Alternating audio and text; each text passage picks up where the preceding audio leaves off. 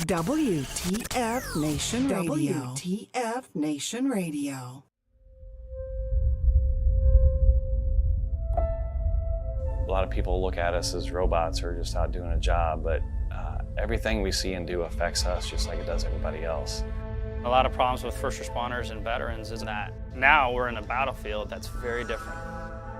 I've lost more friends to suicide than I did in combat, and it really hurts. When you push the human envelope to those maximum extents, physically, psychologically, emotionally, and spiritually, and then you pull that plug, nothing prepares you for the silence. Nothing prepares you for that void. You can't come that close to death without it having some effect on you. I'll never forget my wife telling me, you're not the same Brett that I married. What War Horses does is it puts you in that environment to, in essence, look in the mirror, but that mirror's that horse, and that horse is going to tell you where you're at. You got to relax. You got to calm down. You got to slow your mind down and just think about this one thing, controlling that horse. The first thing we do before we get on a horse, we breathe. Let go of everything. Let go of everything in your head.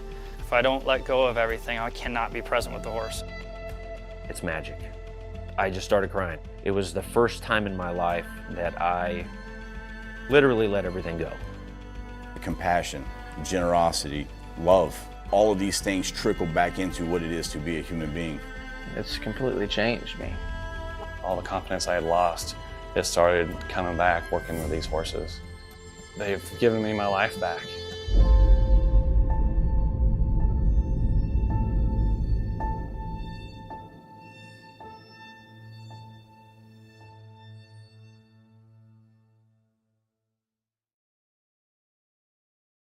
Everything stated on WTF Nation Radio is to be considered the opinion of the person that stated it, and not an official representation of WTF Nation Radio or U.S. Army WTF Moments. Price does not include tax, title, or license. Some assembly required. Each item sold separately. Batteries not included. Objects in mirror are closer than they appear. If conditions persist, contact a physician. Individual results may vary. Keep out of the reach of children. Avoid prolonged exposure to direct sunlight. Keep in a cool, dark place. And please enjoy the show. Shots.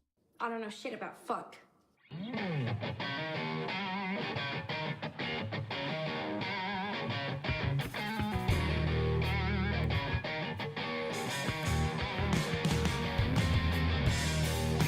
Oh yeah! Friday Night Freedom back up and running. Welcome everybody to the first Friday Night Freedom of 2023.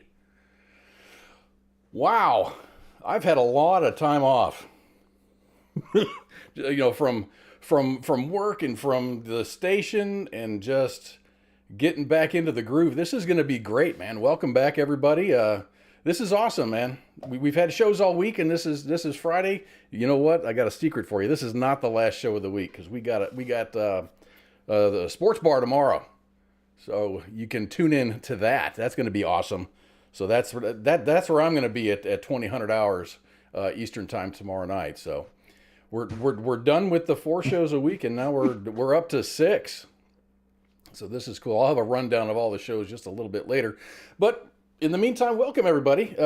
My name is Kaz, and that's what this thing says. And that's Pookie, and that's what that thing says. Where's the there it is. That thing. You put me in a bubble. I put you in a bubble, dude. You're stuck in a bubble. Freaking bubble.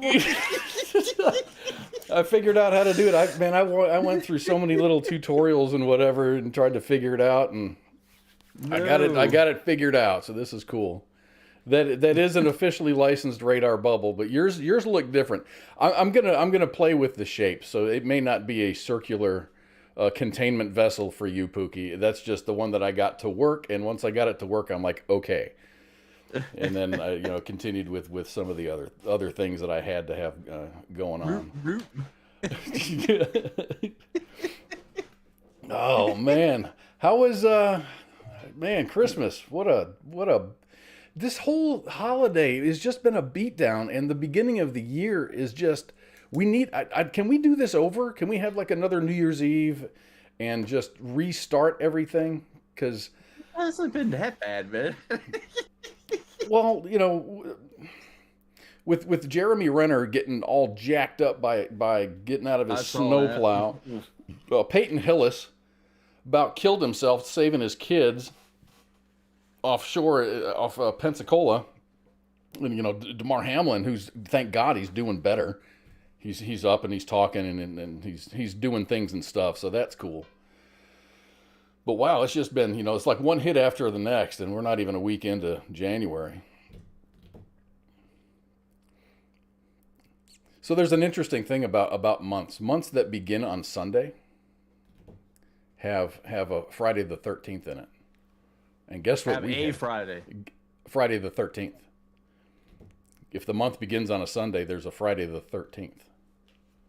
So we have two. I thought every year had a Friday the 13th. Every year does, but if the month begins on a Sunday, then we have a Friday the 13th. This year we have two Friday the 13ths this year. One this month, and then we have one in October. So that's kind of cool, I guess. You got your Powerball tickets all purchased, man. $940 million. I went into the gas station earlier. My grandpa was, hey. get some scratch offs and get some Powerball tickets. And he's like, get that Mega Millions ticket. I was like, all right. Would you just buy one? No, I mean, your chances of winning a damn thing are so high that you have more of a chance of getting anally probed by an alien. So, hey, I mean, you can't win. You gotta play to win. You can't win if you don't play. Yeah.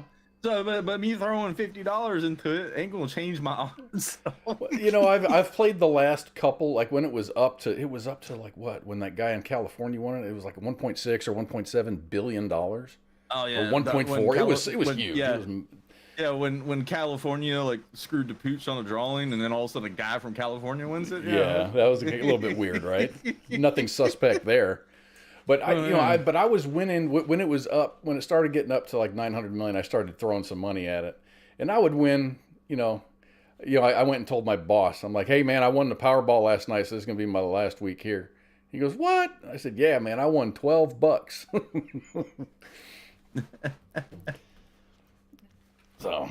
So yeah, I bought 20 tickets. So hopefully it was all quick pick. I can't pick numbers, so. No, you're actually better off just quick picking anyways, unless you're playing like was it that pick 3 or 4 or whatever it is they do, and you just stick with your number at that point. But no. Yeah. So hopefully, I mean, the drawing's tonight at 10 o'clock ish, 10:20, or I don't know when they do the drawing. I know it's after 10. But that's... I know my grandfather. He's like, yeah, get one for tomorrow. And I was like, I think the Mega Millions is tonight, and it was, So did you do any traveling, or did you stay at home for Christmas? No, you know me, man. That's stay at the house. Yeah, I was supposed to fly out on Thursday, the Thursday before Christmas, and that's when that big polar whatever the hell vortex. Oh, that was awesome. That Arctic plunge of whatever doom happened. So I'm talking to my parents, and they're like, "Well, maybe you should come up a day earlier." I'm like, "Oh, I go, cool." And then I started getting messages from the airline saying that, hey, you might want to, you can redo, they were anticipating all of this stuff. So they're like, you can change your flight for no fees. But the thing is, if I were to do that on my own, I would have to cancel my ticket that existed and then rebook the ticket. So I didn't want to do that. So I just bought another ticket. And then I canceled, and I did this all with American Airlines on the horn, and they hooked me up, man. It actually cost me like 15,000 less miles to do that. So I left a day early. And I came back on the regular time, but I got hemmed up in that Southwest airline debacle because my mom just flew out the other day, Southwest. It kind of propagated itself into the other airlines because everyone's trying to get home after the holidays. So folks that had Southwest flights are jumping to other airlines like Delta and United and American, and so my flight coming back was supposed to leave 8:40 a.m. and I ended up leaving. We were wheels off the ground at like 4:45 p.m. So it was delayed quite a bit, but it was fine. It was completely. It was I got home later than I wanted to, but I got home, so I can't complain. That was it. God, last year wasn't as stressful as this year. I found myself getting stressed out a lot, hanging out with the family and stuff. I don't know what it was. Maybe I'm just a year crankier or whatever. Just being in close proximity. I can't just go out for a drive or whatever because I don't have my car. It's it's just kind of all that all the family together. The older relatives are just being old people. You know what I mean? It's just everyone was kind of cranky. Starting like 3/4 of the way through the vacation. Christmas was just absolute chaos. It was really good to see the family. Good to see my nieces. Really good to hang out with my brothers again. So it was pretty cool. Oh no! Free Pookie from the bubble. That's funny, dude. That's hilarious. I'll get you another geometric shape, man. It's not going to be a bubble. I knew you might have something to say about it. No, I just had to throw my protest out there.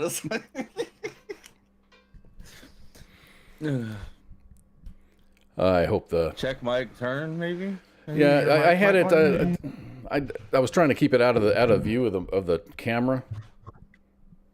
But I think we're doing good. William White, what's going on, man? I haven't seen you in a while. What are the subjects? We got a lot to talk about. First thing I want to do. I know you got a good start to the evening. First thing I do want to talk about is do a little bit of housekeeping on the front end here. We're gonna have a guest next week. John Barton from the Warfighter Group is going to be joining us on Friday Night Freedom. John is the CEO and head brewmaster at Warfighter Brewing. Warfighter Brewing is an award-winning custom small batch craft beer brewery, I hate that word, operated by veterans dedicated to fighting the war on veteran unemployment. They got hemmed up in the, when COVID hit. They were one of the businesses that didn't survive. So he ended up reinventing. He reinvented himself. It's his company. He reinvented his company, made a whole bunch of changes, and he's going to come on and talk about it, man. I was looking at, let me get some. I want to try some of this stuff, but they're out of California and they don't have their shipping stuff all set up yet. So we'll see if John can hook us up with some samples or whatever. But he'll be on next week. So that'll be cool. Delivery of beer in Texas? Yeah. Oh wow. Yeah, I ordered. See, my brother likes Blanton's whiskey. It's a fairly expensive. It's low end expensive. It's not like thousands of dollars a bottle. It's like about $250 a bottle, but it's really really good. You can't just go and buy it. You got to order it, and it'll ship to me. You just have to have an adult. You have to have an adult answer the door. You can't just have it sitting on your doorstep. God forbid you do that in this state. Oh, the delivery of beer is, oh no, the state needs control, all that. No, they're getting their money. They're getting their tax money because taxation is theft, right? It's a control. I think it's a control thing. I mean, you can buy beer. I think I'm one of the few counties in South Carolina that can buy beer and wine 24/7. Oh, wow.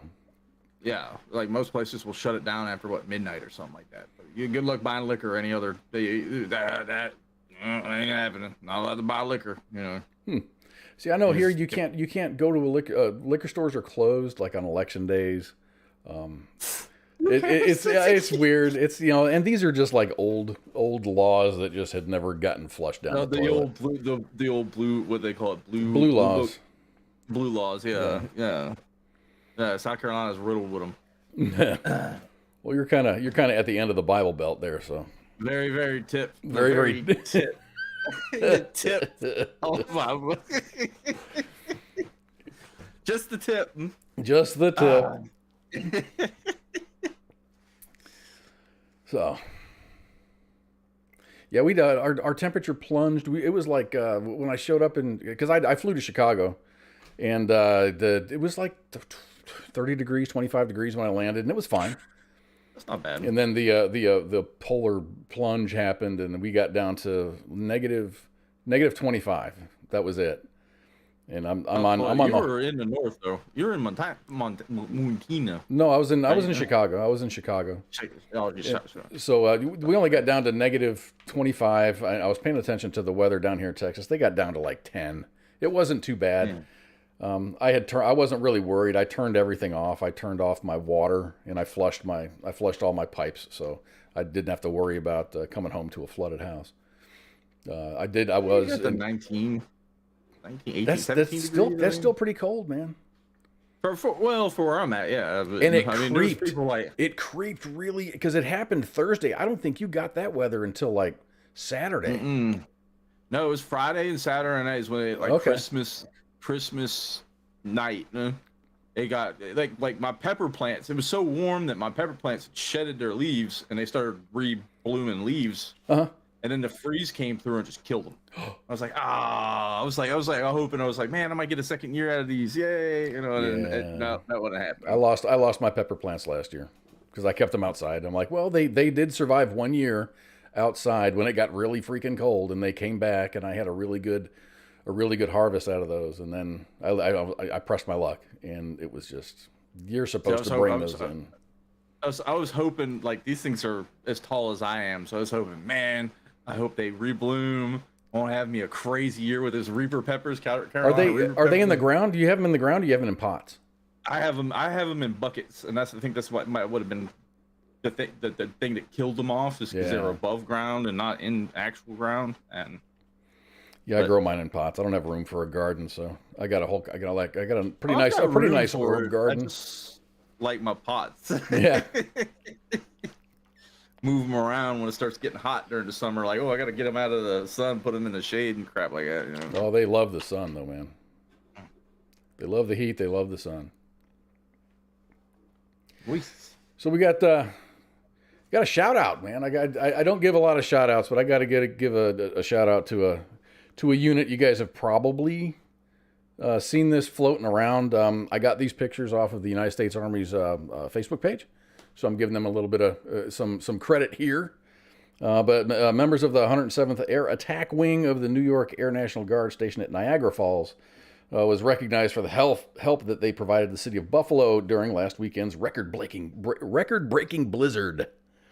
On Friday, 18 members received commendation medals for their service during the period of December 24th through December 31st, where they were assigned to Joint Task Force 5. During Operation December 22 winter weather. The service members completed more than 100 missions throughout the blizzard, including transporting more than 99 emergency personnel to hospitals, conducting 30 welfare checks, transporting patients in dire need of care to hospitals, assisting the fatality search and recovery team, assisting residents with snow removal, and delivering pallets of water and MREs. So, way to go, fellas and ladies. I saw a video on TikTok of them actually going through, knocking on doors, and just they had like a checklist, like, do you need food? Do you need water? Is everything okay? Is everyone's medical taken care of? That's pretty badass, man. That's pretty dope. Especially, the National Guard doing what it's supposed to do. That's what the National Guard is supposed to do. So. They're actually doing what they're supposed to do. That's pretty awesome. Don't die from the cold. We'll give you MREs instead. Yeah. I hope they're not the humanitarian aid MREs, because those things are trash. I don't know if you've ever had those. They're specifically set up to like meet all criterias, like vegan, halal, no beef, no meat. So it's just like beans and like some sort of weird cereal base kind of. They're gross. They're gross. Yeah, I mean. You'll never hear me say an MRE is gross. I was going to say, you're like an MRE aficionado, so yes. you know what you're talking about when it comes down to the MREs. You can't see it, but... Oh, yeah, I know you got a big box of those things sitting I got more than a big box. Just kind of waiting for More the than just the big bucks. waiting for the apocalypse. Oh, it's behind you. I have you in a bubble, so we can't really see it. Yeah. No, that's my hurricane readiness supply kit. Huh? 72 hours worth of food for everyone. You gotta have it. You gotta have it, man.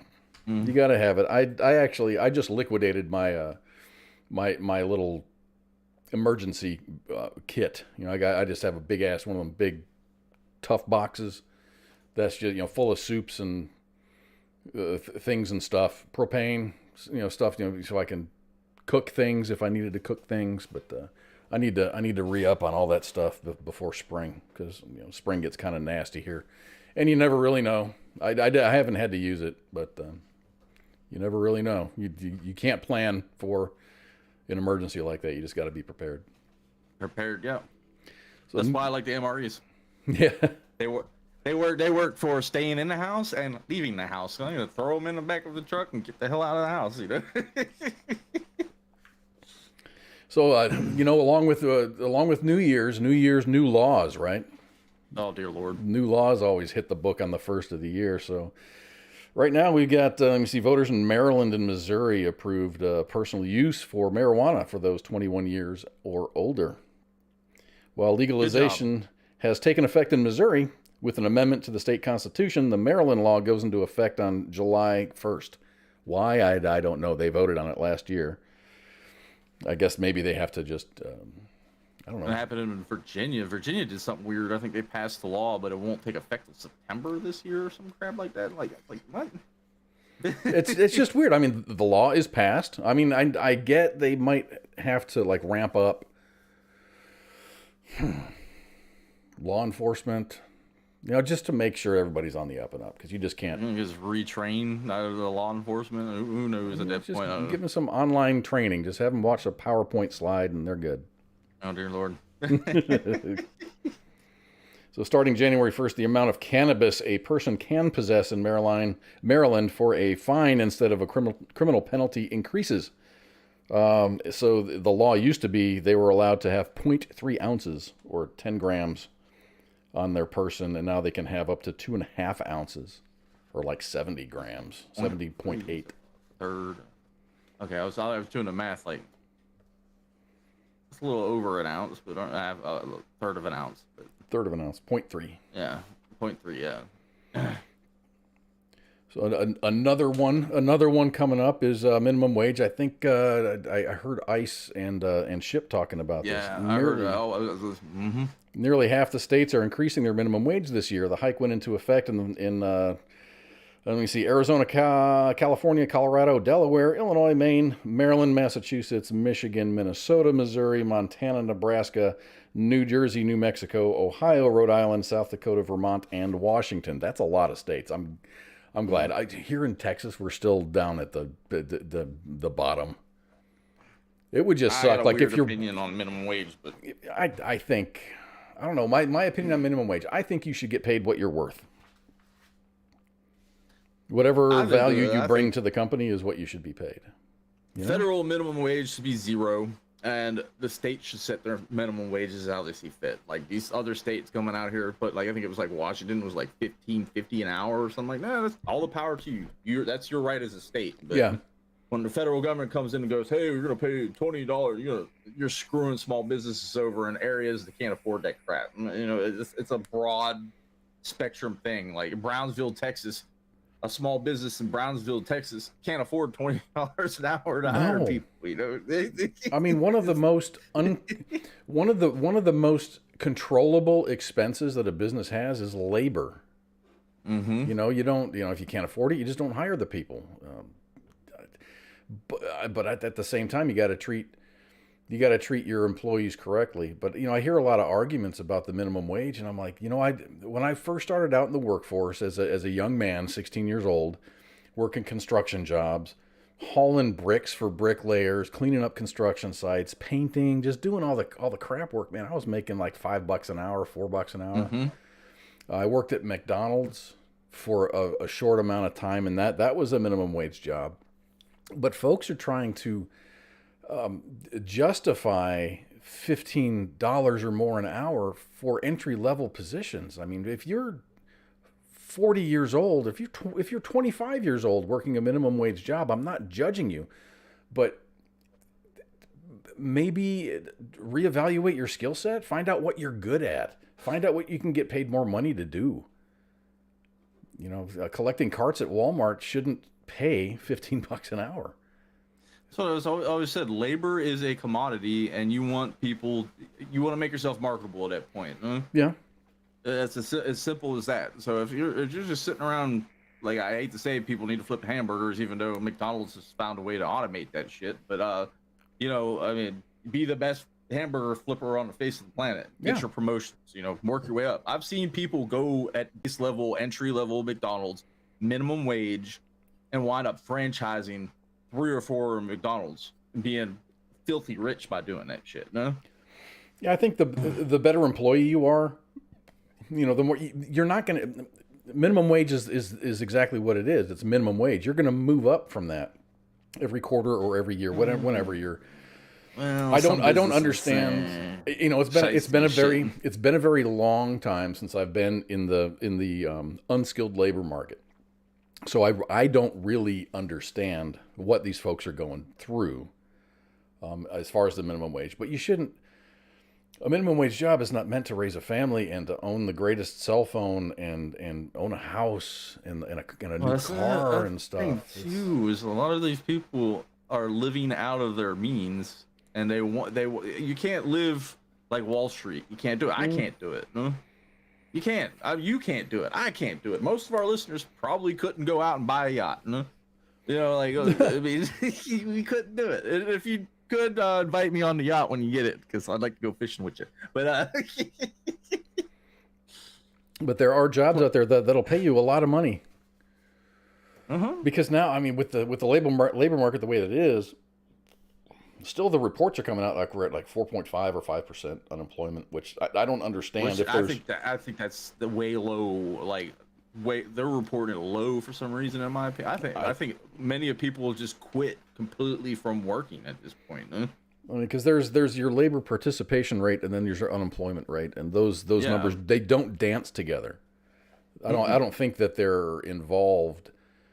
I don't think the labor participation rate is in the equation to calculate what the unemployment rate is, and that's why I think it's so skewed. I think there's more people out of the labor market right now. I think everyone is turning into a gig worker, or I don't know what companies are doing for folks.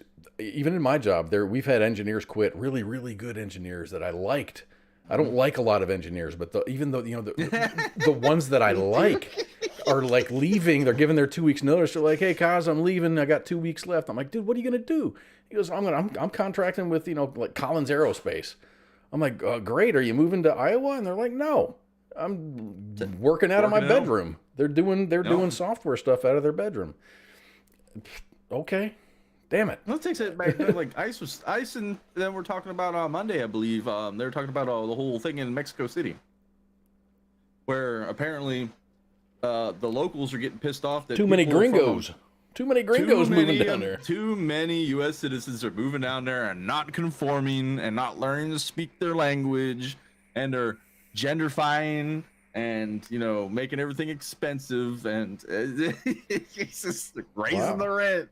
I mean, holy shit. Wow. Yeah. I don't think I'd choose Mexico City. Yeah, it's not. I think I'd be down in Baja or something. I mean, I know Mexico City is the biggest city in our the hemisphere or whatever it is in the Americas. Oh, South Central. What's the population of Mexico City? Oh God, I know. I think it's like 23 million. It's like ungodly, insane. Yeah. Yes. Are you checking it, or should I ask Google? I'm looking it up right now. Population Mexico City, world population 25.4 million. Damn. Oh wait, that's wrong. I looked at it wrong. 22.2 million, and 10 years from now it's going to be. That was a projection. It's going to be almost 30. Wow. Million people. That's a lot of million people. That's. I mean, But it's huge. It is a large. It is a large amount of land. Mexico City is massive. It's nuts though. I'm just thinking about it. You know, like I just think, 23 million I don't think people I living could on top of be. each other. I don't even. I don't think I could ever be an expat. I really don't. I don't think I could go to the UK and work. I love the United States too much. I love the freedom. Even being stationed in Korea for 18 months, I missed the United States so bad, just because of the things and stuff that we have here. 3 o'clock in the morning, I can go anywhere and, walk into a 7-Eleven, grab a cup of coffee. You can't do that. Everything's closed. They just roll up the doors and everybody disappears until 6 or 7 o'clock the next morning. I miss the convenience of being in the United States. The United States has everything, and everything is, how many Walmarts do you have in your zip code? 2, 3? I got 2. Yeah. 2. I got 2. Yeah. I've got, I'm in the I middle. lied. 3. I got 3 in my zip code. So I don't know how many Walmarts Fort Worth has, but I know that there are 2 Walmarts that I shop at that are about 1.5 miles away from me. One's in one direction, the other's in the other direction. So they're about 3 miles apart from each other. So that's a lot of density as far as Walmarts go. And that's, we got the one big Walmart and then 2 smaller Walmarts. The big Walmart's got all the cool shit in it. The small ones are just kind of meh. You go there to freaking get your pharmacy or buy your food or whatever. Not. So, Mercy, I'm going to mispronounce your last name here. Mercy Kadungog from the Philippines. She says, "Good morning. Here in the Philippines, marijuana here is not legalized because it's a very dangerous plant." No, it's not. That's arguable. I don't use it even if it was legal. Even if you could grow it in your backyard, I don't like it. So I don't care. I really don't. I think it ought to be legal. I think it ought to be recreation, just as much as liquor and beer is. Alcohol is way worse. Oh yeah, I think so. As I take my drink, one. Were you drinking a Four Loko, or did you make yourself a mixed drink? I'm drinking my Four Loko like normal. Oh, okay. Through a straw. Yeah. Through a straw, yeah. Well, it's hard to drink drinks through a cup when you've got a beard. A beard, yeah. I guess that does make perfect sense. So back to the minimum wage stuff. Of all states, Washington has the highest minimum wage at $15.74 an hour. Followed by California, which now has a minimum wage of $15.50 for all workers. It's up from $14 an hour for employees. They used to subdivide it based on your employee population. So now it's $15.50 for all workers. Period. It used to be $14 for employers with 25 or fewer employees, and $15 for employers with 26 or more employees. Washington, D.C. continues to have the highest minimum wage in the country. The increase from $16.10 to $16.50 went into effect on Sunday. But it's expensive as hell to live there. It's going to drive the prices up even further there. People don't realize that. William White says, "Wow, I can't chat." I can see you, brother. I see you. So another law change. Diabetics, man. Diabetics got a little bit of a break. If you're a diabetic and a Medicare beneficiary, your cost for insulin is capped at $35 starting on January 1st. I thought Trump passed something like that when he was in office. He did. Then they got rid of it, and then they brought it back because it was Trump's idea, and now it's someone else's idea. So about 3.3 million Medicare beneficiaries used insulin in 2020 and spent an average of $54 per insulin prescription in the same year. And that information is from the Kaiser Family Foundation. The cap does not apply to those with private insurance coverage. I saw, when I was researching this, there's folks out there that are saying that sometimes their insulin prescription is like $400, and I haven't seen that. I'm not diabetic, so I don't know. I don't think anybody in my family's a diabetic. Nobody that I work with. Some of them have diabetes, but they don't have to take the insulin shots. I don't understand this whole cap thing, right? That's the thing that confuses me, right? So the drug price is set by the company, which we all can agree they set that price way too fucking high, right? So they put the cap, whatever was it, Medicare or whatever this insurance puts the cap at $35. So that's your copay. Who's paying the other $1,000 that's attached to it? Is it the insurance company or the taxpayers paying it? Huh?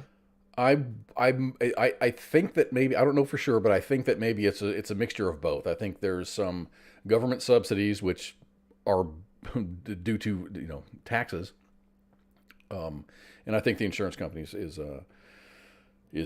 putting in some cash too.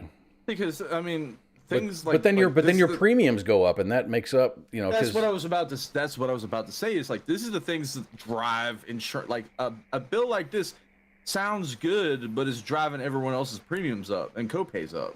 So how's that help? I mean, I understand these people need that medicine, which it should not be as expensive as it is. Same with the EpiPen and all that bullshit. Dude, it's a life-saving medicine. Why isn't it free? Exactly. EpiPens, like, why are they fucking they're pushing like I don't even know, like $800 a pop now. Oof. But you can walk into Walgreens and get you a Narcan for $50. Really? Yes. Damn. You can get Narcan for like $50 to $80 depending on where you're at. You just walk in and say, I'd like to get some Narcan.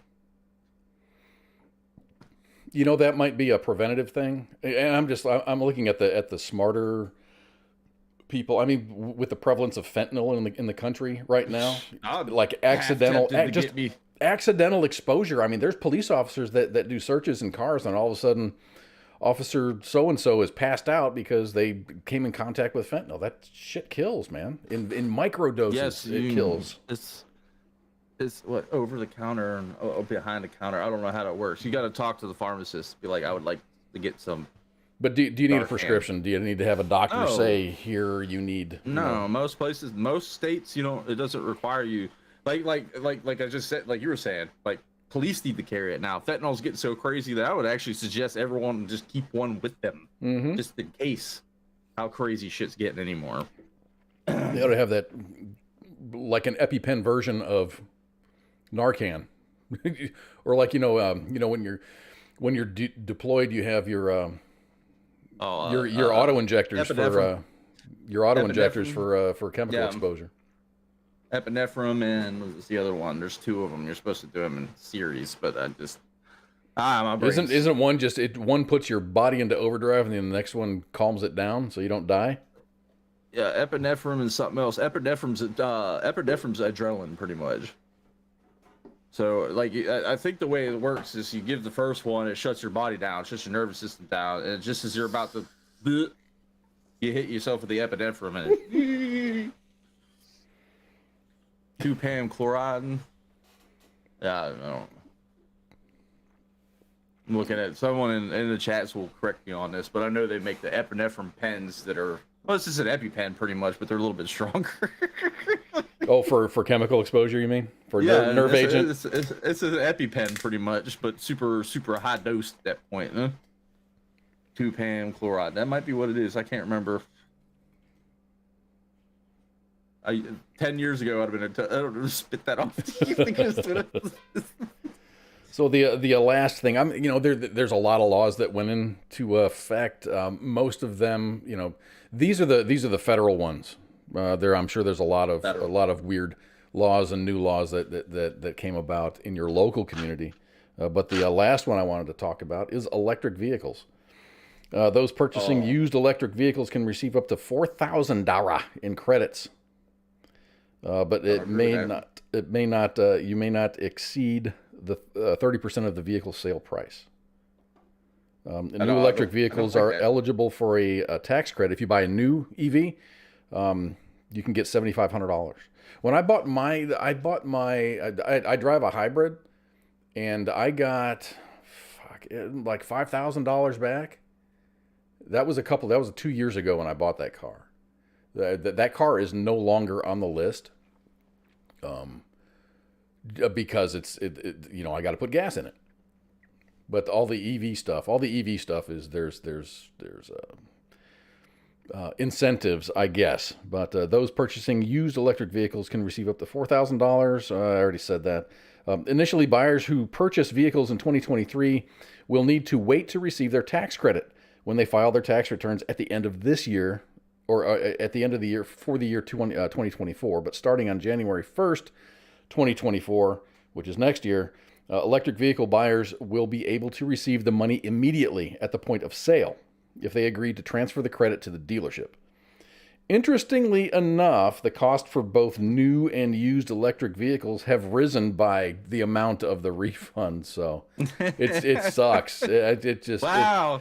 It's like the BAH crap. I think it was Spanky that pointed that out. Yeah. BAH increases, so boom, rent goes up. Boom, rent instantly went up. You know, I was like, what the fuck?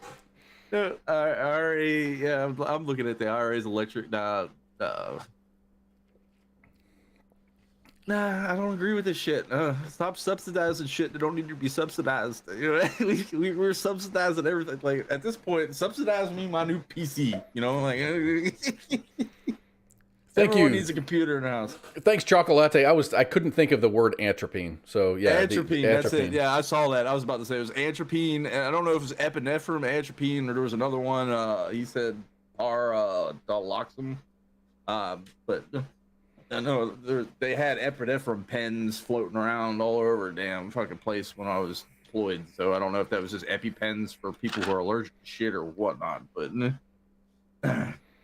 I'm back to need to get me my Mega Millions. Don't get you. You better hurry up. Hurry up. Yeah, especially drawings in a couple hours, 2 hours, about 2 hours and 15 minutes. Well, it'd be East Coast, wouldn't it? Yeah, an hour and 15 minutes East Coast. Yeah. Well, or is it 10 o'clock now? I don't know. I really don't know. It's almost 8. It's 7:45 here. So I think the drawing's at 10. So in 2 hours. Quarter to 9 here. So yeah. So it might be 11 o'clock drawing on the East Coast. Which is just weird. You go to bed and then you wake up and you're a gajillionaire. Dump. But then your wife does the laundry and your tickets were in your pocket. No. You're not the one making the bank off of winning the lottery. The government's the government is. Damn right. I mean, even that guy in California. You know, California doesn't tax lottery winnings. Really? The state doesn't grab anything. I won. There was a radio contest on iHeartRadio, and I ended up winning. It's like text, kiss my ass to 44344, so you text the number, and it's usually, a couple times during the day, iHeart has these contests and stuff. And sure enough, I won one of these things. And so they called me, and I hung up on them because I'm like, this is just a spam call. And then they called right back, and I talked to them, and they're like, no, congratulations, this is so and so forth. I work for iHeart, and I'm in Memphis. And I was in Ohio at the time. They're like, you won this contest and the prize is $1,000. I'm like, hell yeah, this is cool. Because I had just separated from my wife, and I'm like, how am I going to pay rent this month? So that was kind of cool. But I ended up having to pay, at the end of the year, I had to pay federal tax on that money because they sent me a form, and it was reported to the IRS. And the state of Ohio also got their little hands in there too. Taxation's theft. Taxation is absolutely theft.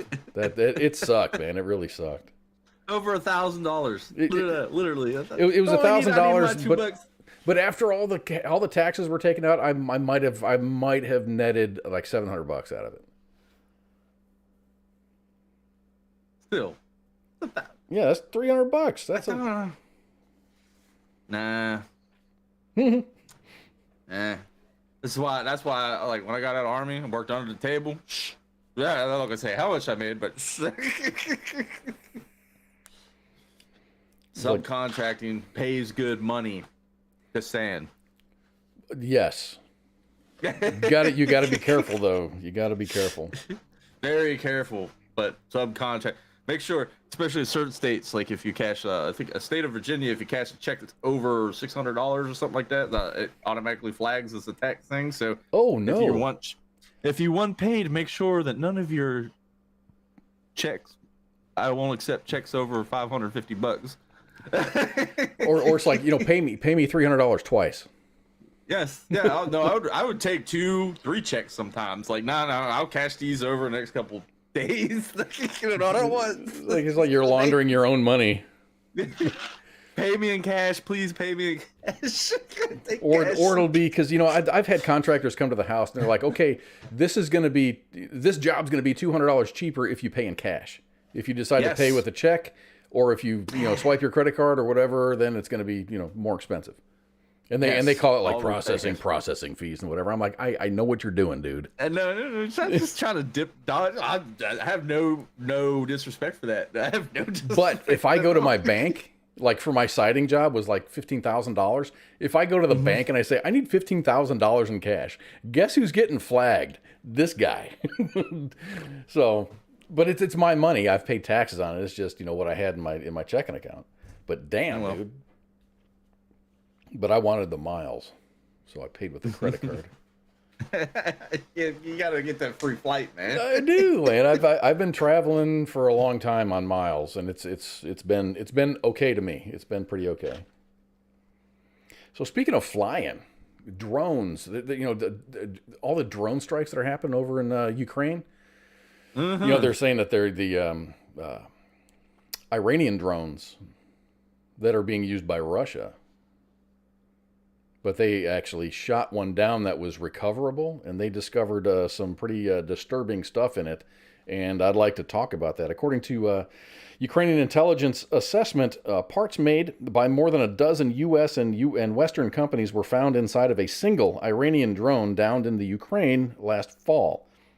The assessment, which was shared with U.S. government officials in December, illustrates the extent of the problem facing the Biden administration. The White House has created a task force to investigate how U.S. and Western-made technology, ranging from smaller equipment like semiconductors and GPS modules to larger components like engines, have ended up in Iranian drones. Of the 52 components Ukrainians removed from the Iranian Shahed 136 drone appear to have been manufactured by 13 different American companies. The remaining 12 components were manufactured by companies in Canada, Switzerland, Japan, Taiwan, and China. The microelectronics engineering industry relies heavily on third-party distributors and resellers that are difficult to track. And the microchips and other small devices ending up in so many of these drones are not only inexpensive and widely available, but they are also easily hidden. Now, I've got a view on this. So That's probably the same view I have. So let's see if we match. Arguably, no business in the United States is doing business directly with Iran, and very few are doing any business directly with Russia. This article was written to make people think that Texas Instruments is selling microcontrollers directly to Iran, or that NXP USA, a maker of small and very inexpensive microprocessors, is doing the same. It's not hard to do. None of these individual components are export controlled. It's amazingly simple to go to DigiKey, Jameco, Mauser, among hundreds of other companies to buy anything that you want. All you need is a credit card. Surely they won't ship to Russia or Iran, but they will ship to any address in the United States. And then it gets shipped to Mexico. Then someone in Mexico ships it to another country, and then the package finally finds itself in the hands of Ivan or some Iranian. I can buy any GPS module. Really, all you got to do is have some sympathizer. Just go to DigiKey, which is like my favorite, either DigiKey or Mauser. I use them a lot. But you can buy anything. If you got the money to pay for it, they'll sell you anything. It's like OG Radio Shack. OG Radio Shack, you walk in there and there's like chips, you got CMOS, RAM, ROM, anything you could think of. Just like all kinds of crap just to build whatever you wanted to. I mean, but my big thing with this is, all right, what was that data telecommunication company from China that got banned like in the United States, like completely shut down because their chip Highway. Highway. All right, because their chips were invasive and. Well, they had spying vulnerabilities to them. Mm-hmm. Okay, so these people were putting American-made chips in their war equipment. No, you don't think these American companies know that there might be potential vulnerabilities that they're not mentioning if they're shipping Like, hey, okay, GPS flight controllers. All right, cool. Well, yeah, you know, hit a button on a watch, shut all the drones down instantly. You know, I mean, that's a vulnerability to them. We worry about that. They're not worried about it. Us doing it to them at that point. That's my big gripe about it. Yeah. I mean, yeah, it's like that kid that shut down all of North Korea's internet. Like, Dude, that was funny. Royally. It was great. funny, but he fucked up. He fucked up royally because I guarantee you, someone sitting at the Pentagon knew about all those vulnerabilities and are using them to spy on North Korea. And when that kid said "shit" and used it, he cut a very viable intel source off. Yeah, but there was no intel being transferred because no one could communicate, at least for a couple of days. No, I mean, yeah, but you lost a potential in and out. That's true. That is true.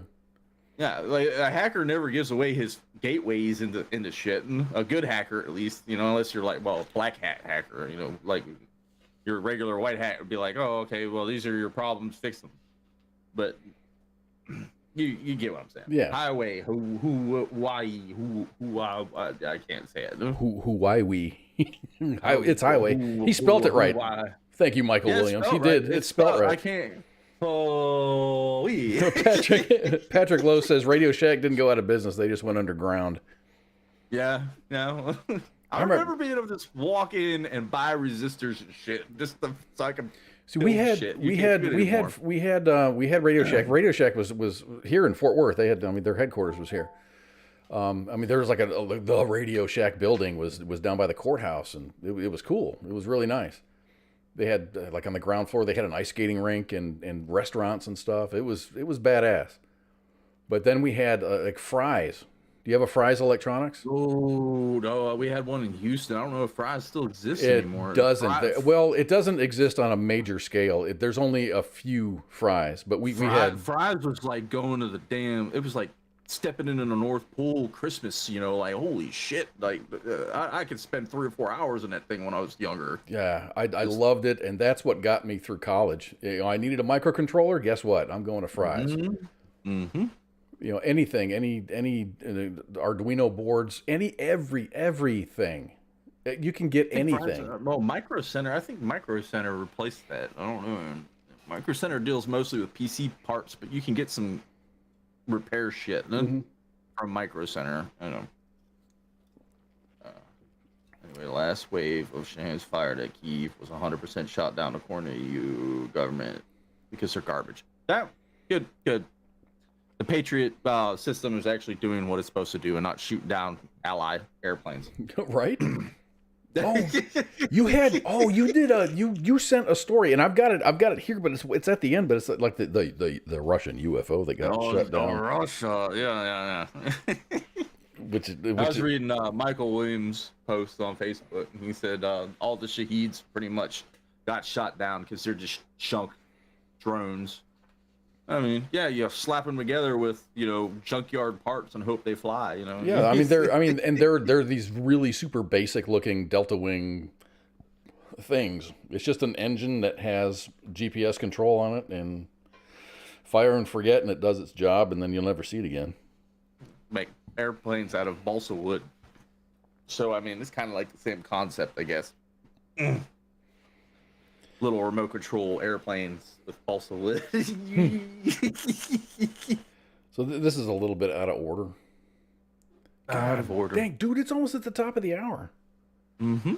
Wow. I was about to say, time's you keep flying. writing the stories. I was like, man, we might take a break. Time's flying. Okay, let me. Okay. I was going to end on a Trump story, but I'm going to end on a comet story. We got a comet coming by. Gonna pay us a visit. The last time that we saw this comet, actually we didn't see it. It was about 50,000 years ago. At the start of 2023, Earth will be visited by a newly discovered comet that may be bright enough to be spotted by the naked eye. The comet is currently passing through the inner solar system, and it will make its closest approach to the sun on January 12th. And then it will whip past the Earth, making its closest passage of our planet between February 1st and 2nd. If the comet continues to brighten as it currently is, it can be visible in dark skies with the naked eye. It's difficult to predict for comets, but even if this comet does fade, it should still be visible with either binoculars or a telescope. According to the Jet Propulsion Laboratory, the comet has a period of about 50,000 years. And what that means is, prior to this appearance, the last time that it came so close was during the Upper Paleolithic period on Earth. That means that the last humans that could have spotted it were early Homo sapiens, alive during the last glacial period or ice age. So we have to ask Ice if he remembers seeing it way back then. I was about to say the same thing. Hey, man, Oh my gosh. I just, I picture him like a Clan of the Cave Bear. And, ooh, ooh, ooh.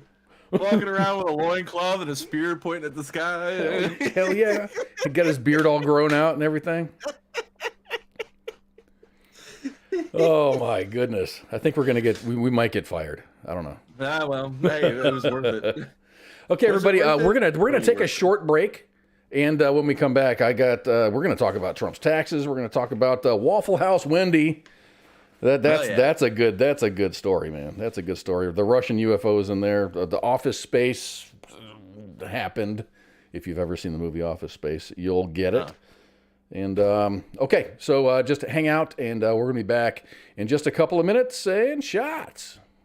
WTF Nation Radio. WTF Nation Radio.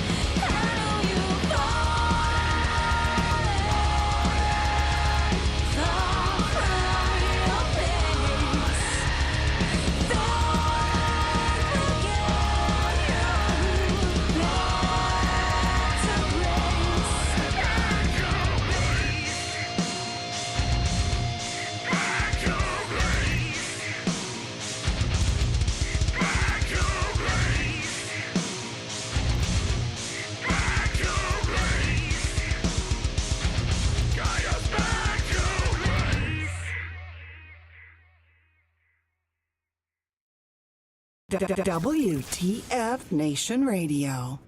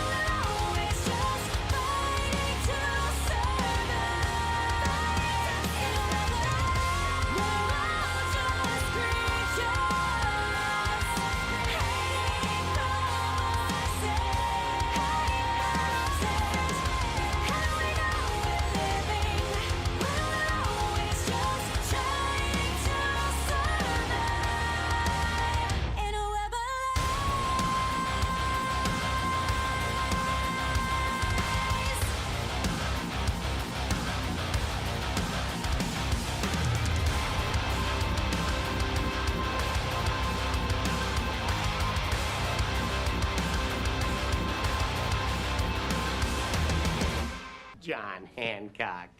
It's Herbie Hancock. Duh. The voice of U.S. Army, WTF Moments. This is WTF Nation Radio. And we are back for part 2 of Friday Night Freedom here on WTF Nation Radio and U.S. Army WTF Moments. What's going on? Did you have a good break? Yeah. Get up. Oh my gosh. Free Pookie from the bubble. I'm sorry, brother. Like I said before, it'll be a different geometric shape at some point. I understand why you did it, though. I understand why you did it. It's just me and CQ had this long conversation about the bubble. It was just, I mean, because Radar was on Sergeant's time last night, and it was, I didn't recognize him because he wasn't in a bubble. No, he was in a normal screen. Yep. So that's Pookie up there. I guess on this screen your name disappeared, but if I change to this screen, your name appears. So I'm gonna stay with this screen. So yeah, that's Pookie. My name is Kaz, and we're gonna be here for a little bit, just talking shit. We're just talking shit, having a good time on a Friday night. After a very long holiday weekend, dude, I was off of work for 3 weeks. So I went back. Monday was my first day back to work. I'm sorry, not Monday. Monday was a holiday. Over the weekend, I was thinking I had to be at work on Monday. I had to log into my work and just say, okay, I had to look at what the vacation calendar was or what the holiday calendar was, because I really felt like I needed to be at work on Monday, but I didn't. So Tuesday was my first day back at work, and diving right back into it, and things get really, really busy. I lost my calluses on my hand, so now I've got blisters. You've been off work for what, 2 weeks now? It was 3 weeks. It was 3. I was 3 weeks off. So and I lost my blisters, or I lost my calluses. So now I've got blisters, regaining the calluses. So that was weird. I got my hands already jacked up as it is, but I've got like perma calluses. I was a bass player forever, so I mean, I don't have any feeling in my fingertips. So interesting crap happened while we were on vacation, and I'm gonna skip that story. I was gonna tell the story about that dude that got sucked into the intake on a. Ooh, yeah. That was. Can you understand how that happened, though? Yeah, I gotta go look a picture. I'll tell the story. Damn it. I gotta go look a picture up now. Hold on. you tell the story. I'll look a picture so up. in Montgomery, Alabama, it's very rare that this happens, especially in the United States, but an employee at the Montgomery Regional Airport in Alabama was killed in an industrial accident on New Year's Eve. The NTSB said that the baggage handler basically got sucked into the engine.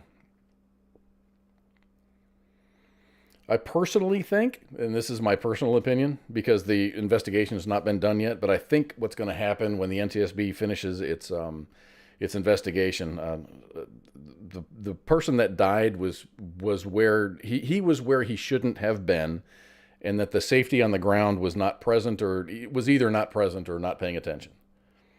So the aircraft involved was an ERJ-175. The cargo compartment access hatch is located directly in front of the engine intake.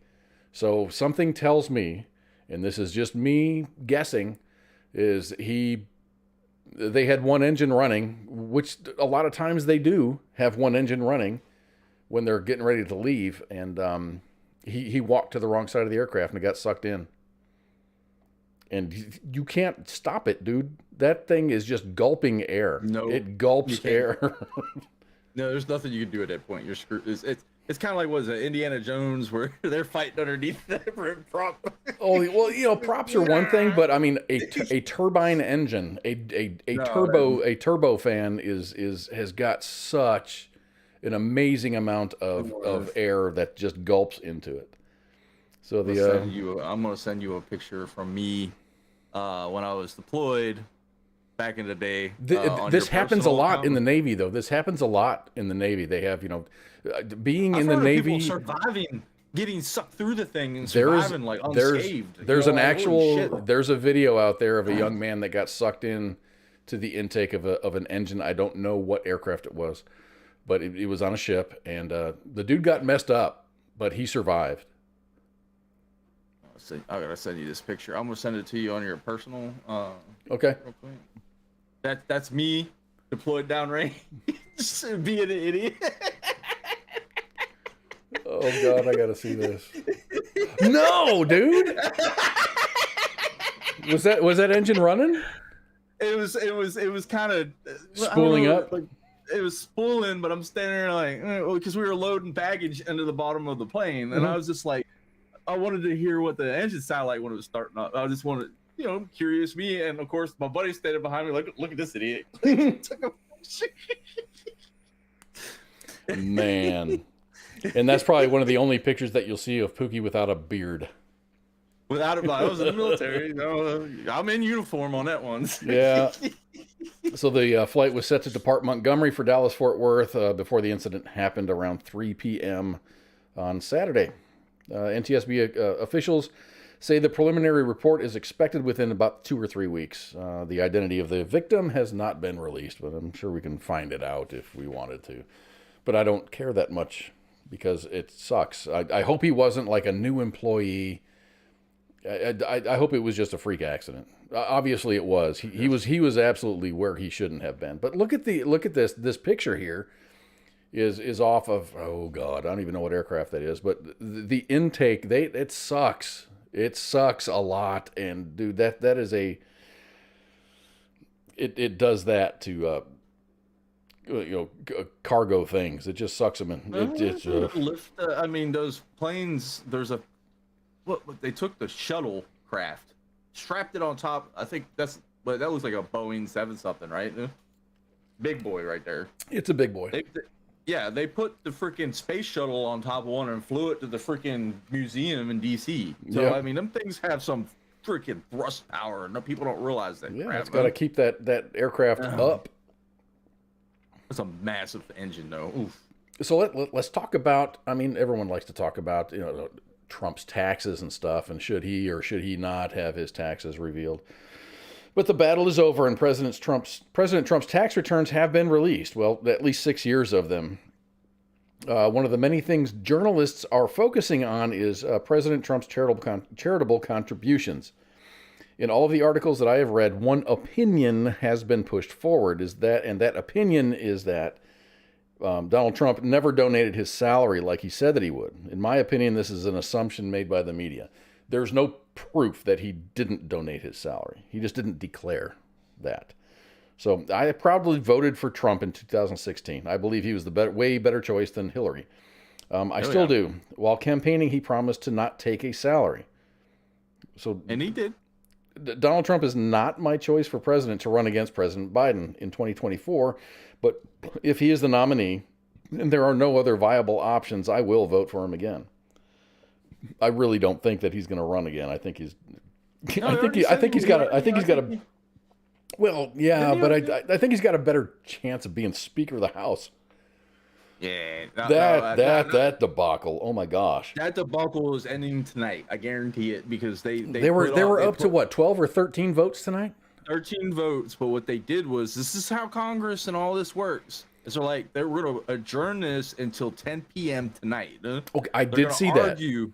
They're going to argue until everyone's asleep, and McCarthy is going to be the freaking next Speaker of the House. That's how it's going to work. While everyone's peacefully sleeping, they're just going to be like, okay, yeah, and then who cares at that point, huh? But and I don't know, but why are people so against McCarthy being Speaker? He's not. Is he a rhino? Okay. Is he a rhino or what? I could say that. Yes, he's not part. Like, I mean, the job of the speaker. The job of the speaker is to bring up legislation, and it's according to him. The speaker decides. Is that? Do I have that correct? Kind of, sort of. I guess the best way to put it. I mean, he gets to choose and help pick. What do they call those committees? He's in charge of that. Huh? Okay. All right. He, she. Speaker, the speaker, whatever, they, it, I don't know, they, them, but but the big thing about it is right now there's a big split, and the GOP, the Republican Party, you have like they call them the Freedom Caucus or something like that, where they're like no, they're trying to get like term limits and what's another big thing, like single bill voting. Instead of I like that. Instead of right, the omnibus bills suck because it's like, do you care about the troops? You voted against this bill because you don't care about the troops, and it's like, no, there was like billions of dollars for analyzing, whale farts in there. We don't need that. We want to take care. I mean, I think single bills would be awesome. I think that would be great.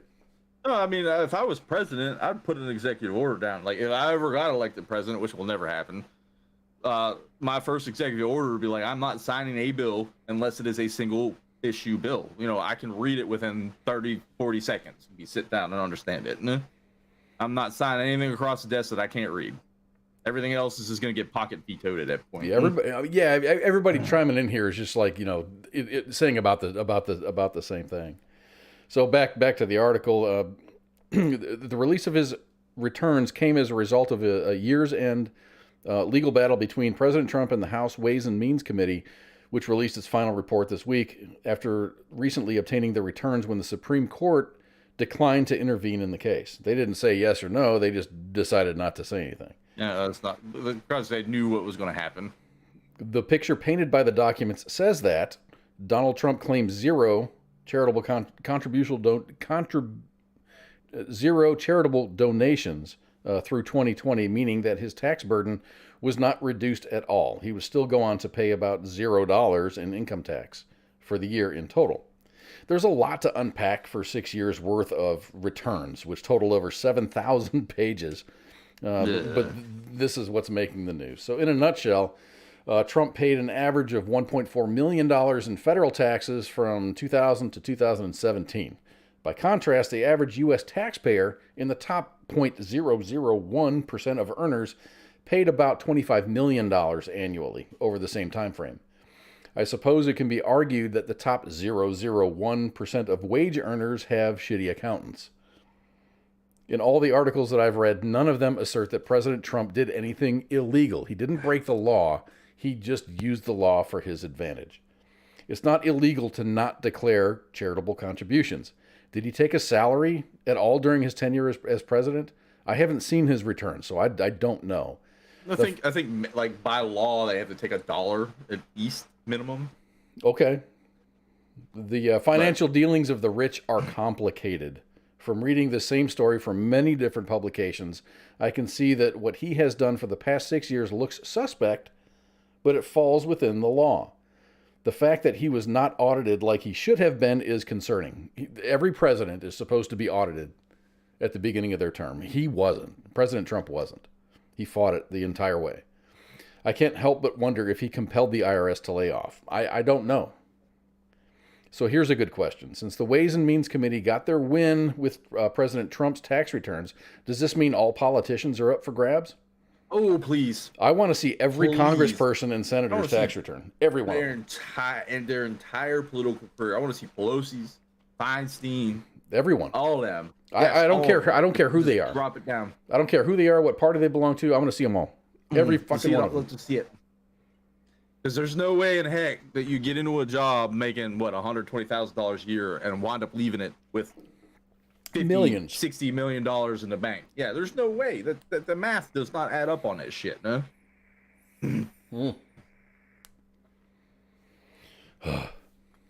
But taxation is taxation is tough. So let's talk about Waffle House Wendy, man. Have you seen the video? I've got a clip of the video. There's no audio for this, but this girl is a badass, and I'm gonna get into the story here in a second. Fucking throwing hands, catching chairs, knocking them down. Holy crap, dude!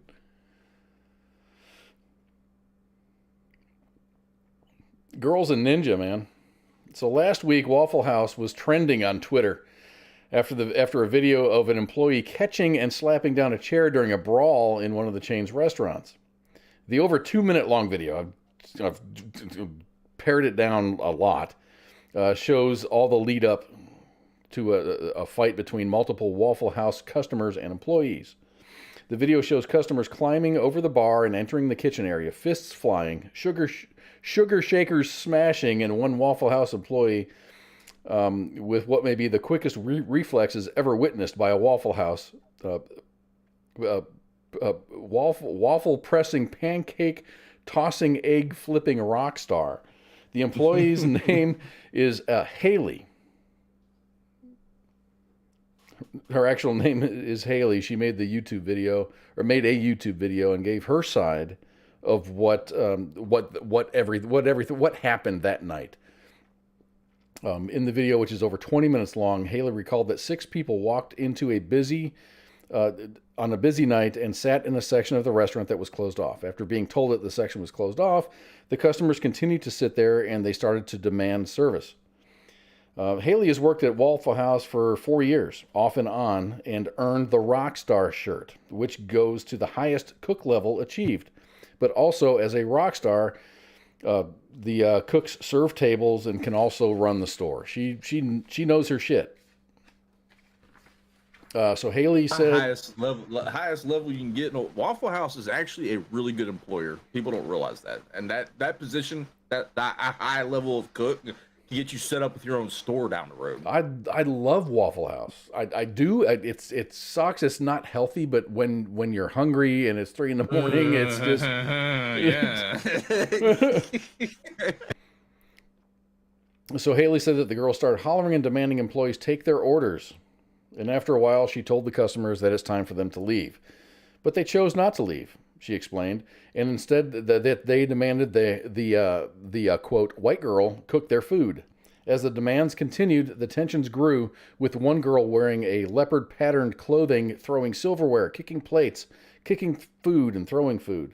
Haley said she grabbed a sugar shaker then, and she threw it at the woman. That's how night shift works, she said. It's not safe at night, so we have to do what we can. After throwing the sugar shaker, the customer climbed onto the counter and then fell onto the other side. She was then removed from the cooking area, at which point she grabbed a chair and then threw it at Haley. And that's the ninja move that you saw her deflect it like a boss. She said, yeah, I caught it. It bounced off my wrist. Once the restaurant was cleared, the staff locked the doors, and then they began the cleanup process, just like they always do. It seems like this is like a normal occurrence in certain Waffle Houses. The next day, Haley said the boss came in and they reviewed the security footage, and then she ended up getting written up for her throwing the sugar shaker. But that was it. 2 months after the incident. You know, a lot of folks on the internet are thinking that that this just happened. This happened like 8 months ago. Really? Yeah. So two months after the incident, Haley said that she decided to leave Waffle House, and that when she tried to get another job at another store, she was told that she was blacklisted. Ooh. After the video made the rounds, Haley started a new Twitter page called The Real W Wendy or Waffle House Wendy. So if you go to The Real W Wendy on Twitter, or her username is WitchDragon5. WitchDragon5 on Twitter. So a GoFundMe, somebody started up a GoFundMe for her. They were looking at raising like $5,000 for her. So as of this last 700,000. So as of last Monday, the page had earned $5,500 to use however she wants. At the end of her video, she said that she has not even eaten at a Waffle House in about 8 months. But that was about to change. But she recapped how the events had unfolded the night at the restaurant in a quite straightforward way. She says, it's not a lot, she said. They were being rude and belligerent. I finished what they started. That's really it.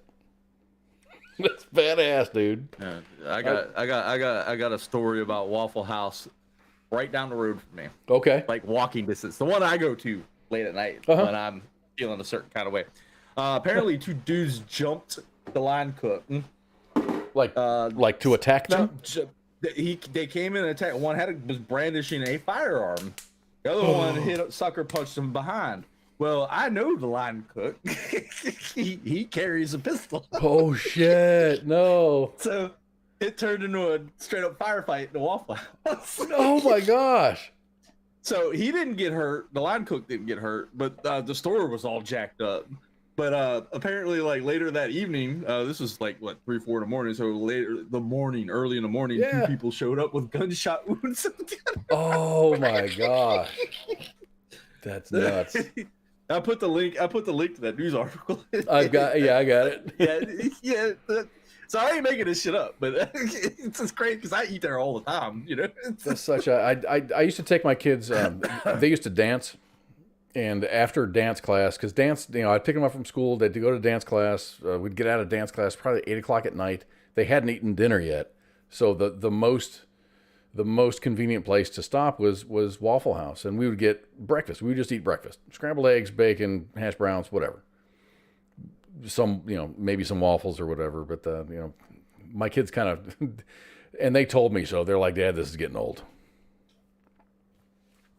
I love Waffle House. I do too.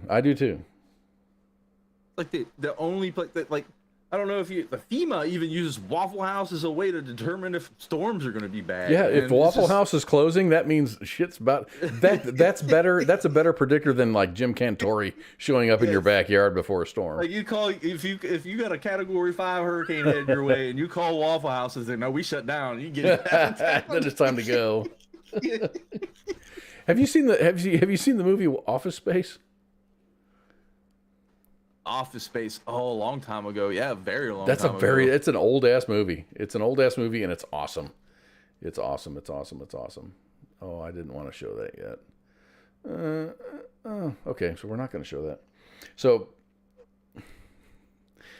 Office Space is a 1999 movie written and directed by Mike Judge, like Beavis and Butthead, King of the Hill, Idiocracy, and he's done much more.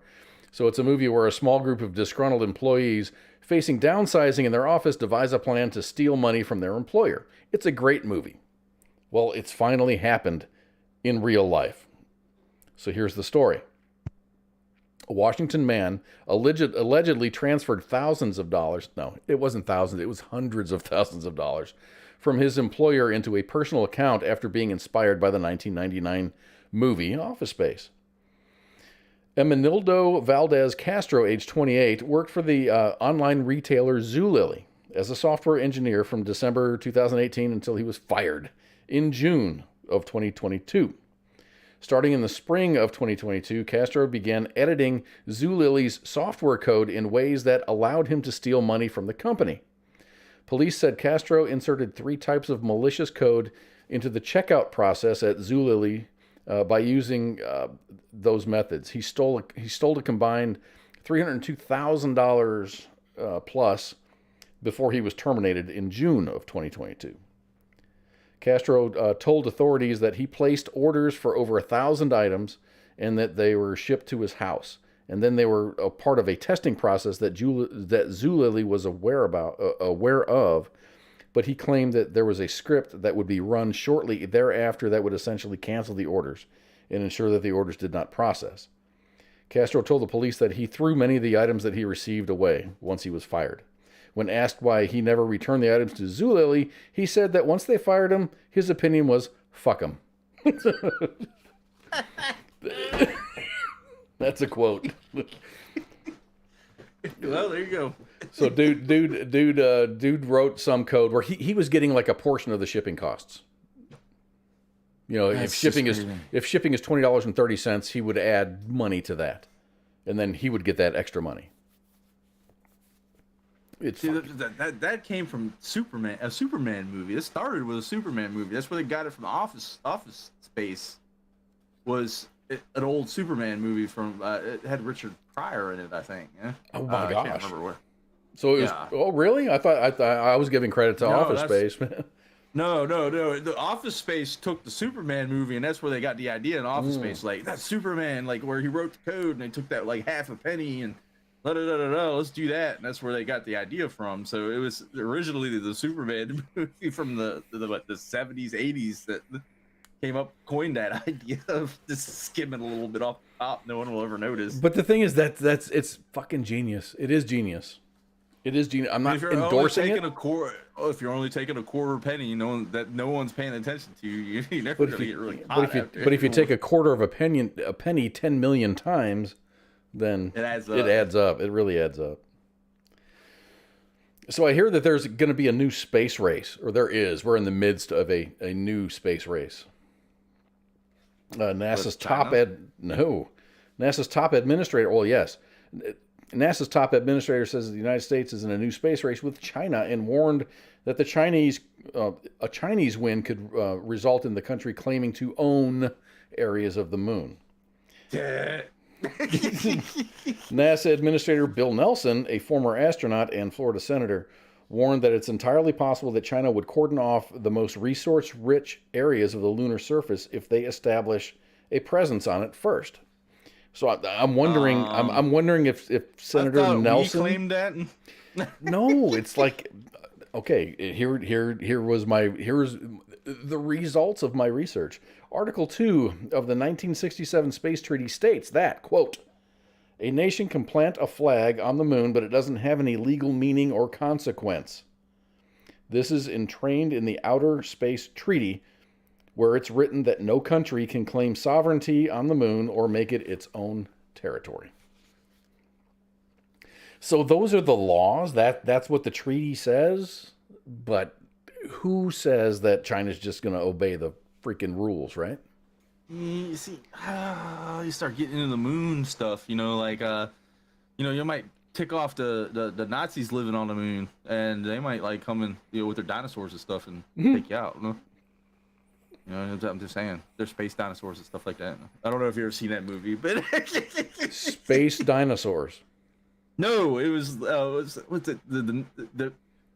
the name of the movie? I can't even think of it. It's pretty much the premises of it is during the 40s, the Nazis fled Earth to the moon, built a massive colony, and they resurrected dinosaurs. Oh my gosh, I want to see this movie. It's such a cheesy B flick movie, but with really bad graphics, and it's one of those really good bad movies, or really bad good movies. I don't know. It's a good bad movie.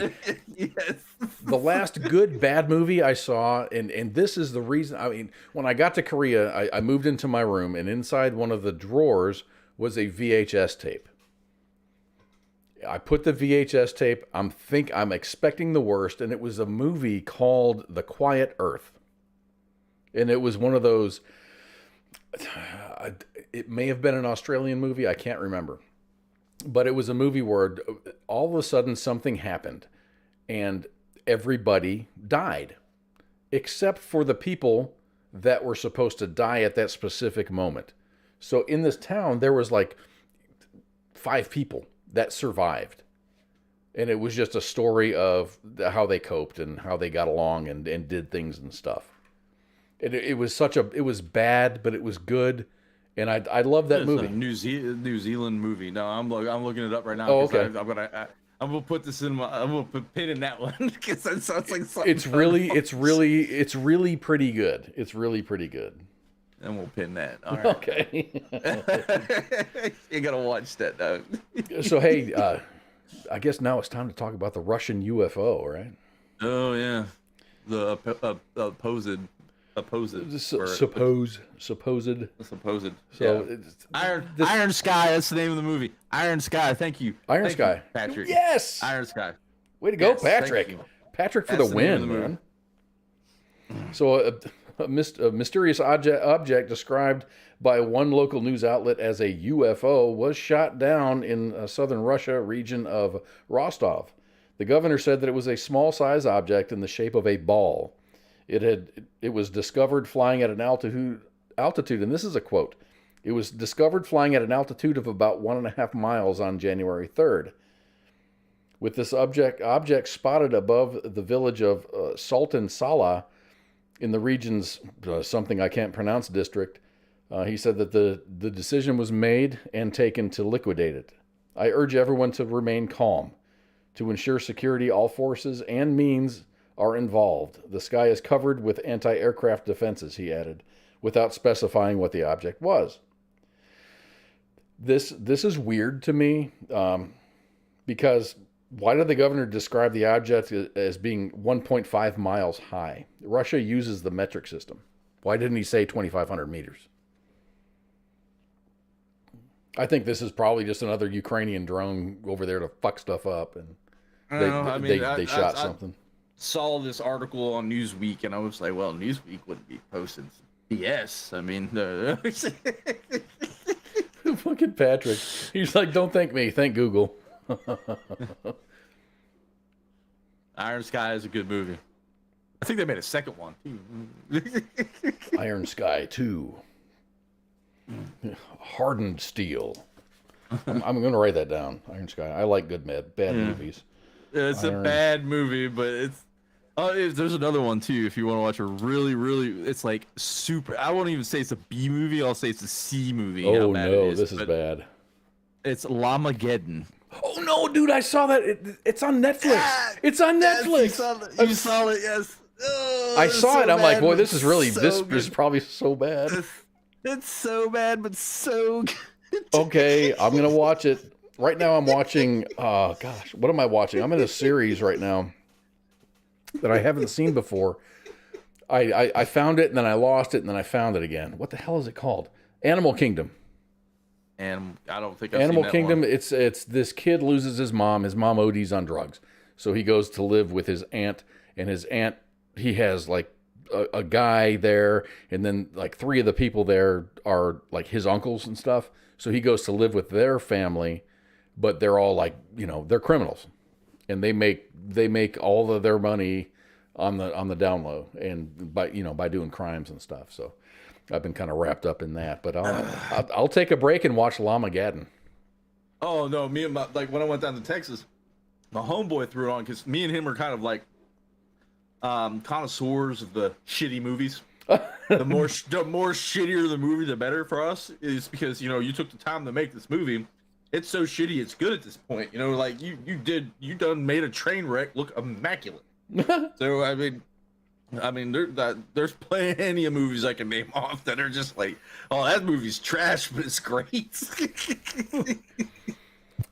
We need to see Pop Culture Warrior do like reviews of really good bad movies, or really good bad movies. Yeah, I can't like. Is it really good bad movies or really bad good movies? That's an interesting take. Because I like, there's a couple of them I've watched. I was like, this sucks. Like RoboJocks. I don't know if you've ever seen RoboJocks. That movie sucks. No, I've never watched a Sharknado episode. I've never seen Human Centipede. I've never seen. I shy away of those because I don't want to be disappointed in a movie. Trailer Park Shark. That was a good one. Trailer Park Shark. They're out in the middle of the trailer park. Trailer park floods, and there's a shark eating them. Shit. Yeah, it's like remember old Sci-Fi Channel? Sci-Fi Channel. Yeah. With Mystery Science Theater. Or the B movies that they would show on the evenings and stuff like that. This movie sucks, but it's so good. I don't know. Well, the thing is, you can watch Mystery Science Theater 3000, and then you get like a whole rundown of really bad movies that you should check out. Mystery Science Theater 3000 was the shit when I was growing up. I used to watch it. My mom couldn't understand it. She's like, I don't understand this. I was like, I love it. The commentation. It was one dude and he was playing 2 robots. So it's just like one dude sitting there just conversating between himself, 2 different personalities. Joe Lobin chimed in. He did a review of Morbius. So his quote for bad movies was full for Morbius was no. Morbius was not a good bad movie or a bad good movie. It was a straight up shitty movie. And that's the reason I've never watched it. It looked intriguing by watching the trailers and stuff, but then I remember the Pop Culture Warrior saying, "No, this is bad." I got 45 minutes into that movie, and I was like, "Turn it off. Let's just watch like freaking." I think we switched and watched like I was QVC at my buddy's. No, I was at my buddy's house. We're flipping through movies, and we started watching this, and he's like, "This sucks." And we just watched Llamageddon. So we're like, man, this movie fucking blows. And we switched over to something. I think it was Llamageddon. So your opinion is Llamageddon is better than Morbius? Way better than Morbius. Way better. No, we switched over to what's that? Primal. I don't know if you've seen that, but that's a fucking dope ass show. If you haven't seen it, what's his name? Guy who did Samurai Jack back in the day. It's an animated series, but it's if you ain't seen it, there's no monologue. What is it? It's called Primal. Primal. Yeah, there's no monologue. Well, there's very little monologue. Like maybe like 1 or 2 words said the entire first season. Wow. But it's just epic. That is an epic to me. Cool. Yeah, you check it out. You might not get into it, but I might not. But I'm always looking for something to entertain me. It's if you like gore and violence and action, then that's a good series to watch. Speaking of gore, violence, and action, let's talk about the grenade. And this is the last story of the night. I found an interesting story, and I just want to close on an interesting story. Not that the Russian UFO was not an interesting story, or the Waffle House Wendy wasn't interesting, but this is kind of interesting. I saw this the other day on TikTok. Holy shit. In 1973, the United States Army made an anti-tank grenade football by hollowing out a Nerf football and filling it with explosives. Official test reports say that it was a prototype grenade. It was made to be the same weight and shape of a football because soldiers would be already familiar with throwing it. Regulation football weight is about 14 ounces, so engineers decided to make the size and weight of their tank-busting grenade to the same specifications. So, did it work? Not so much. While the grenade football had weighed about the same as a normal football, it still wasn't the same. A regular football is hollow inside, and the weight is distributed evenly, allowing for consistent throws. The prototype, however, was filled with explosive elements, which gave the ball a wild, unpredictable flight. So the military, actually, it was the CIA, the OSS, before it became the CIA, they didn't quit. U.S. weapons designers have often been cited with referencing baseballs when designing hand grenades. The Office of Strategic Services, or the OSS, which eventually turned into the CIA, worked to develop grenades the same size and weight as baseballs in order to take advantage of Americans' familiarity with the sport. Once again, the designs were flawed. For a long time, the Army taught soldiers to throw grenades like baseballs. But then that changed. Remember the T stance to throw? Did you get? It's like a shot put kind of. Hold your arm out. Well, I'm doing it the wrong way, but whatever way you throw, whatever you do, kind of you push it. Yeah. So now I guess the modern way now, if you get when you go through basic training, is you just throw it the way that you feel comfortable. Oh, that's scary as fuck. Yeah, I know. So, I always thought the best grenade design was like the old potato smasher that they had, the Germans had. Mm-hmm. Oh yeah, on the handle. Because you just you pull the fuse and you just yak it. It's like throwing a hatchet kind of, and it gets to the point. But no. So soldiers may use baseball analogies, but it's no longer mentioned in the official documentation for grenade training. Soldiers instead rely on practicing with actual dummy grenades and then finding whatever groove that they've got. Chicken wing, chicken wing, chicken wing. Yeah. Chicken wing, chicken wing. So we got a new show lineup. We got a what? Oh yeah. We got a new show lineup, and I'm going to go ahead. Do you want to finish? No. Just I was just thinking about a good grenade idea, but let's skip that. Let's go on to the new show lineup. I would, dude. You like Llamageddon, so I definitely want to hear your grenade idea. Remember in like say mid '80s, mid '90 time frame, they had that Nerf football. But it was like it had the weight on the front, but then it had like a tail fin. A tail fin, yeah. And, yeah. You just yak that thing. You could throw it like even me as a kid, I was like throwing 70 yards like it was no one else's business. That right there would have been. I think that's what they were trying to go with that. And it was like a perfect throw every time too. Every time you could suck it. You could suck at throwing a football and do well with those things. And it had a whistle in it, so when you throw it, it even sounded like a mortar. The vortex, right there. Oh gosh. See, we need him as a side guy right there. Patrick needs to be our side guy here, just research the shit. He's our real-time Googleizer guy. He's our Googleizer AI. I'm getting old. I can't remember things anymore. So we've got a new show lineup, and it's starting this week. Right now is Friday, so you're listening to Friday Night Freedom with Kaz and Pookie. That's us. So tomorrow we have the Sports Bar with Coach. No, is it Sunday or is it tomorrow? The date that was provided is tomorrow, the 7th. The 7th is what the date said. So that's tomorrow. Today's the 6th. Okay, I'm just double checking on that. Okay. We might be wrong. It might be tomorrow. It might be Sunday. But I could have sworn the sports bar bra. The sports bra. The sports bar. No, I'm looking at the slide you got up. Oh Jesus, that's funny as fuck, dude. The sports bra. Oh my gosh, we got.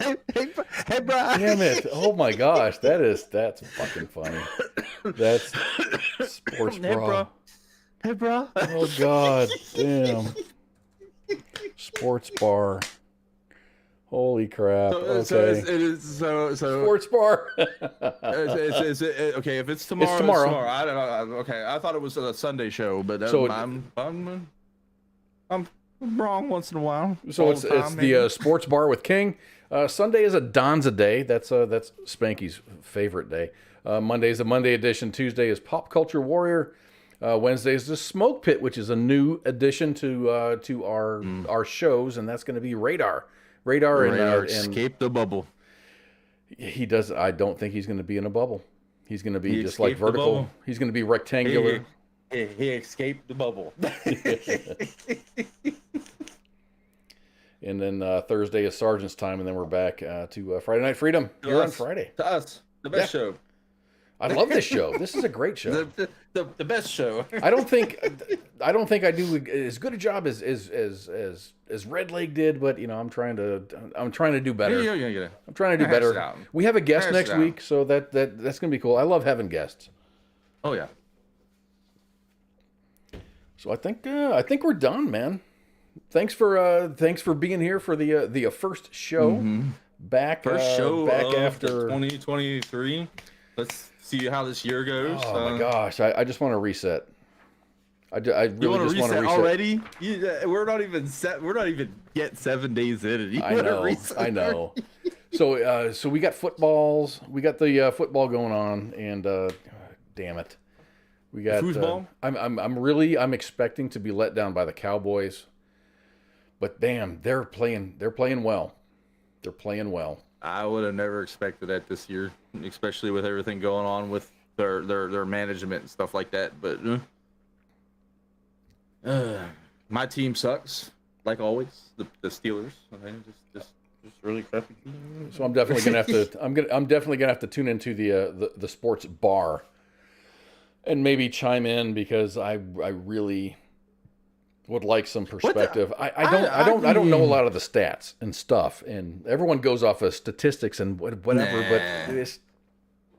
But whoever thought that with the Bengals versus the Bills, that shit happening, and then all of a sudden that's like a no game. It's like it didn't exist. No one lost, no one won. I still want to know what Dave Portnoy did that has the sports bar so fucking bad. I know. The thing is, I like Dave Portnoy. My daughter met him, and he was like really cool to her, and they hung out for a bit. So I just like watching his pizza reviews. No shit, dude. Right? I just like watching his pizza. You know what's cool, dude? I was in Chicago for the last week, so we ate at Portillo's, which is really good. They have really good meatball subs. We ate at Lou Malnati's, which has phenomenal pizza, really, really good pizza.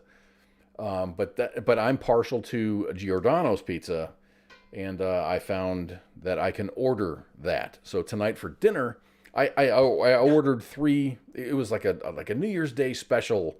You can order 3 pizzas, so you get 3 Giordano's pizzas, which is it's like 99% cheese, and then whatever meats you want and stuff. So they showed up, and I got to play with some dry ice. They were packed in dry ice, so they were still frozen solid when I got them. So wait, they shipped them from Chicago to wherever? Yeah, you can order them, and they are delivered anywhere. You just send me that link. Okay. That's try. I'll send that to you after we're done. I didn't realize you were having it shipped the whole way to Texas. Man. Yeah. So Right? so that's what I had for dinner tonight. Send it. This is a tenant. This is a Totino sized pizza, but it feeds 3 to 4. That's, that's how thick it is. It's just it's thick. It's mostly cheese. It really is mostly cheese. I'm not gonna lie, but it's delicious. It's really good. The crust is really delicious. So anyway, I guess we're gonna go, man. You got any parting words for our lovely audience? Like I always say, don't drink and drive. Don't kick the dog. Don't beat your spouse. Don't fly American. And taxation is theft. Definitely. All right, everybody. Thank you very much. We're out of here, man. Thanks for tuning in. Love you all. See you next week.